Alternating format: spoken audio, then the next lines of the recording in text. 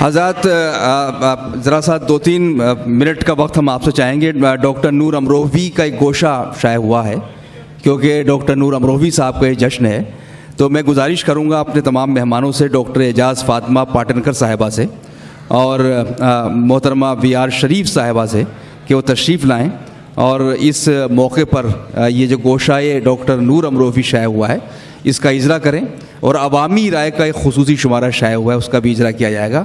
सिर्फ 2-3 मिनट के वक्त में ये जो है रस्म अंजाम हो जाएगी। कमर सईद साहब से गुजारिश है, कमर सईद साहिबा से गुजारिश है कि आप भी तशरीफ़ लाएँ। मोहतरमा कमर सईद साहिबा, मोहतरमा वीआर शरीफ साहिबा, डॉक्टर एजाज़ फ़ातिमा पाटनकर साहिबा और मोहतरम डॉक्टर नूर अमरोवी साहब का एक गोशा यहाँ पर शाये किया जा रहा है। इस गोशे का इजरा होना है, सब हमारे मेहमान तशरीफ़ लाएँ। देखिए, डॉक्टर नूर अमरोवी साहब की शख्सियत बहुत बड़ी है और मैं उन पर घंटों गुफ्तगू कर सकता हूँ, उनकी शख्सियत के एक पहलू पर बात कर सकता हूँ, लेकिन चूँकि वक्त भी बहुत हो चुका था इसलिए मैंने इब्तदा में भी बहुत कम गुफ्तगू उनके हवाले से की थी। और उनका जो काम है ख़ास तौर से सेकुलरिज़म के फ़रोग़ के लिए दयार गैर में अमेरिका जैसे मुल्क में उन्होंने जिस तरह तमाम मज़ाहिब को करीब लाने की कोशिश की है, तो ये बड़ा काम है डॉक्टर नूर अमरोवी साहब का। और उनकी शायरी पर भी बहुत देर बात की जा सकती है, मैंने उनके शेरी मजमूए का भी जिक्र किया था। तो उनके यहाँ की इंसानियत का जो दर्द मिलता है जिसे उन्होंने पूरी दुनिया में आम किया है, और मैंने ये भी जिक्र किया था कि चाहे वो मुंबई में रहे हों, दुबई में रहे हों, अमरोहा में रहे हों या फिर डलास टेक्सास में मुकीम हो, हर जगह डॉक्टर नूर अमरोवी साहब ने अपनी शख्सियत के अनबिट नकूश छोड़े हैं। मैं उनको मुबारकबाद भी पेश करता हूं और इस मौके पर ये गोशा यहाँ पर रिलीज़ किया जा रहा है। आप सभी हमारे मेहमानान तशरीफ़ लाएँ। डॉक्टर एजाज़ फ़ातिमा पाटनकर साहिबा, मोहतरमा वीआर शरीफ साहिबा और मोहतरमा कमर सईद साहिबा से गुजारिश है आप तमाम जी तशरीफ़ लाएँ। ये सब ख़वातीन बहुत ही सरगर्म ख़वातीन है और इनकी जो शख्सियत है उसकी जो महक है पूरे हिंदुस्तान तक पहुंचती है। इनकी जो सरगर्मियां हैं,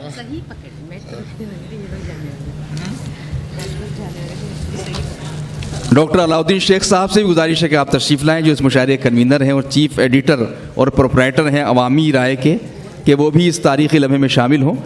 बाकी हमारे शुराए कराम भी इस लम्हे में शामिल हों।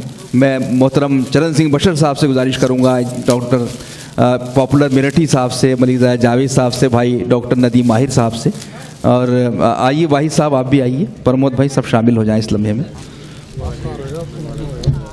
हकीम साहब, हकीम सिराजुद्दीन हाशमी साहब आइए। अमरोहा से खुसूसियत से तशरीफ़ लाए हैं मोहतरम हकीम सिराजुद्दीन हाशमी साहब, जिनका नाम किसी तारुफ का मोहताज नहीं। भाई फजलुर रहमान साहब से भी गुजारिश है जी। एक इधर देते हैं अलाउद्दीन भाई, अलाउद्दीन भाई इधर जी जी चलिए।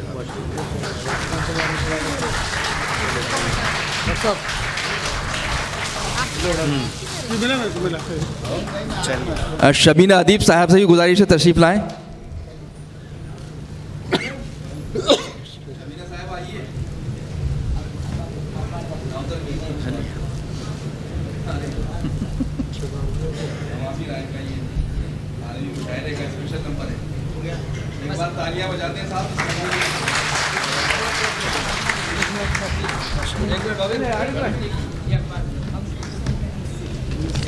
अखबार भी इस मौके पर अवामी राय, बड़ा प्यारा नाम है अवामी राय, और अवामी राय वो तमाम क़ारीन जानते हैं जो अवामी राय को पढ़ते हैं कि इसका जो हमारे उर्दू सहाफ़त में जो उसका किरदार है, जो उसका योगदान है, उसको नज़रअंदाज नहीं कर सकते हैं। शेख अलाउद्दीन साहब को मुबारकबाद। डॉक्टर शेख अलाउद्दीन साहब,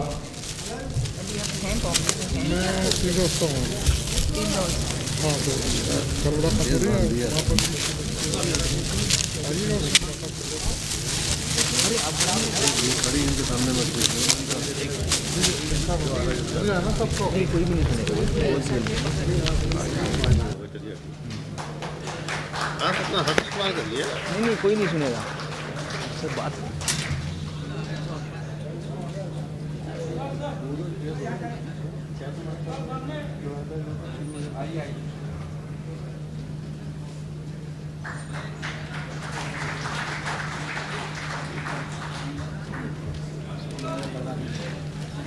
अब क्या होगा? अच्छा जल्दी जल्दी मोइन भाई हमको हाँ। सुनना है। हाँ, क्योंकि वक्त कम है, उनको इजहार ख्याल ज़ाहिर करना था, लेकिन वक्त की कमी के सबब मैं उसको इसी वक्त मौके पर उनसे गुजारिश कर रहा हूँ। मेरी आवाज़ जी। अस्सलाम वालेकुम सदर आली मर्तबत सिस्टर एजाज फातिमा साहिबा और स्टेज पर तमाम मेहमानान गिरामी, मुअज़्ज़िज़ ख़वातीन व हज़रात।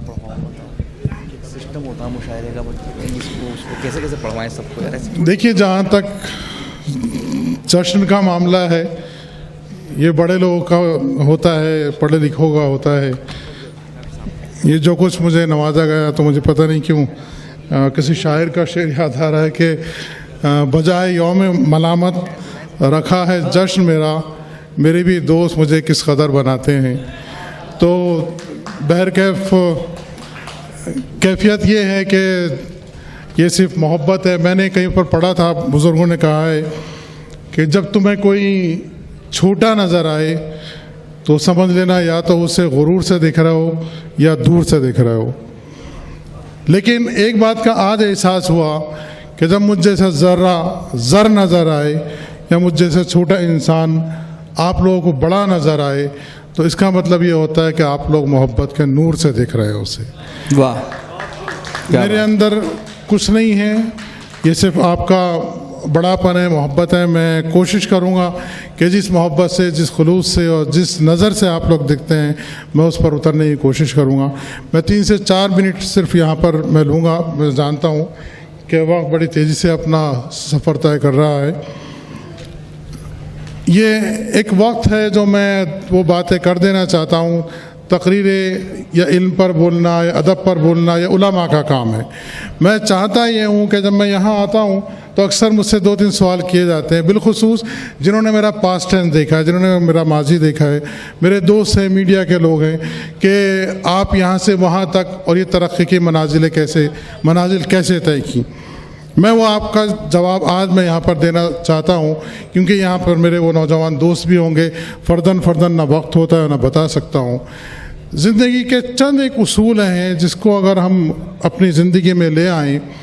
एक तो ये है कि हम माल बनाने के चक्कर में इतना आगे निकल जाते हैं कि अपनी असलियत, हकीकत, इंसानियत, शराफत, ये तमाम चीज़ों को पोटली में बांध के रख देते हैं। हकीकत ये है कि आप जिस फील्ड में हैं, शायरी हो, इंजीनियरिंग हो, किसी भी कोई किसी पेशे में हो, आप उस पेशे में कमाल हासिल कर लीजिए, माल आपको खुद ब खुद मिल जाएगा। और जब माल मिल जाए तो उसके बाद एक अहम चीज़ ये है जो हमारे अंदर आती है, और इसके अंदर मैं और तमाम सभी लोग उसके अंदर मुलव्विस हैं। ये एक बीमारी है कि जब आता है तो मेरी ज़िंदगी, मेरे बच्चे, मेरा घर, मेरी आसाइश, मेरी आराइश, पूरी ज़िंदगी ख़त्म हो जाती है। जब वसीयत का वक्त आता है, आप दुनिया के सबसे महरूम और गरीब इंसान होते हैं कि आपके हिस्से में कुछ नहीं आता, उनके लिए आता है जिन्होंने आपको ज़िंदगी में कुछ नहीं दिया। ये एक ज़िंदगी का वो पहलू है कि जिस पर हम कभी कोशिश नहीं करते, देखते नहीं, और बहुत दौड़ते हैं और चले जाते हैं।